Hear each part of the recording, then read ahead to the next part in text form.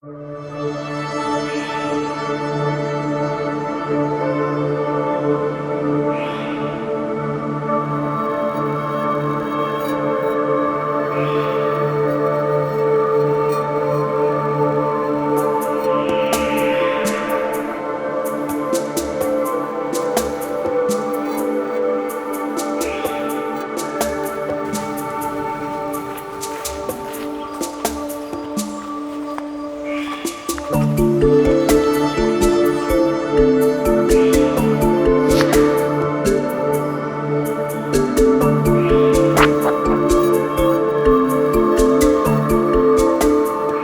troop, how are we all doing? 10-4? Okay, good, let's go.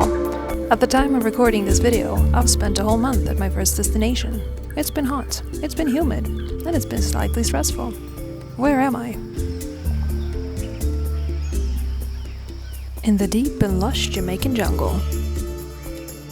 I've been here volunteering. I got in touch with the host a couple of months ago on Workaway. Workaway is a platform where hosts and people who want to volunteer can get in touch with each other to arrange homestays and cultural exchange opportunities. I did this for a month, the first time 6 months ago in November 2022 in Scotland. I'll make a video of that one day. This time I have planned for a longer stay to start off my personal world tour. I like the idea of living in and exploring a foreign country, but staying in a stable place that I can call home for a while having my mind and body blown away by the cultural shock sensations. I have this brilliant plan to live at a steady place for a longer time while easing myself into the traveling life. To have this safe spot where I can live, eat, and sleep for free in exchange for my time spent helping out. The normal Workaway arrangement is for the person volunteering to work about 5 hours a day, 5 days a week, in exchange for food and a place to sleep. This would have allowed me to spend some time exploring the new country, myself, meet new friends, document my adventures, and continuing practicing digital creative techniques. Where I ended up is a cool place, but it's not a place for me. Yeah. It is a Rastafari herbal garden where most of our nourishment comes from the land. We only eat ital food or etal food. That is per definition that I found online. Ital food means it is natural, pure and clean food. For Rastafarian, it means no salt, no chemicals, no flesh, no blood, no whites, that is milk, no alcohol, no cigarettes, and no drugs. Herbs/weed/ganja are not considered drugs. I do understand this ideology and I think it makes sense. I enjoy the food, or as they say here, divine dishes. It took my body about 2 weeks to get adjusted to it, but my body feels great. I have not yet really had any cravings, and I even started to think maybe going vegan could be a thing for me. Then I went into Montego Bay for a day and tried Jamaican chicken jerky, and I quickly woke up from my vegan dreams. And while on the topic on adjusting, I have a list, of course. 1. The heat. I am working on it. 2. Spicy food. I'm getting there. 3. Cockroaches crawling inches from my butt when going to the outhouse at night. I am working on it. 4. Little lizards. We're friends now. 5. Bullfrogs that I avoid stepping on when brushing my teeth. I am getting there. 6. Persistent neighbors who wants to marry me. No, please stop. 7. Mosquitoes who feast on my blood. Haven't you had enough? Yes, I am now an inhabitant of Mosquitoville. A story about a young girl with sweet blood in a place where predators are silent but violent.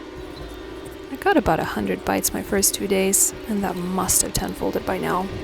And they still have not had enough. Now, let me tell you what the days look like here. I wake up without an alarm around 6:05 in the morning.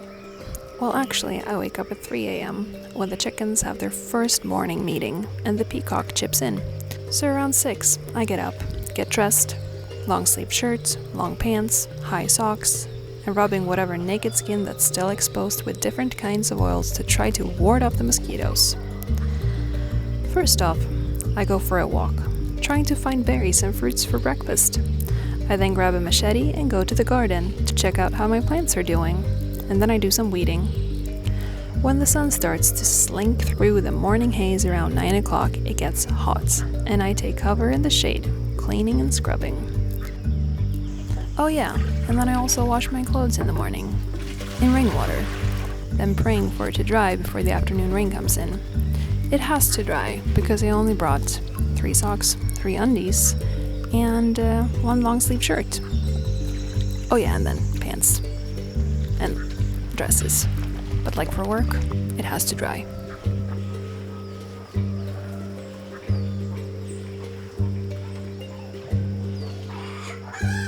Then around 11:12, it's time for the official breakfast. Either a sweet and juicy jackfruit or a smoothie. Then it's siesta time, until 2 p.m. If I'm worn out from the morning's work, I swing in the hammock, reading or writing, maybe even taking a nap. Oh, and the book that I'm reading now, the only book I brought, Once Upon a Time in Hollywood by Quentin Tarantino. It's a book that's dripping with passion of movie history. I love it. After the 2-hour lunch break, it's back at it again. And if I can choose lighter tasks, I will.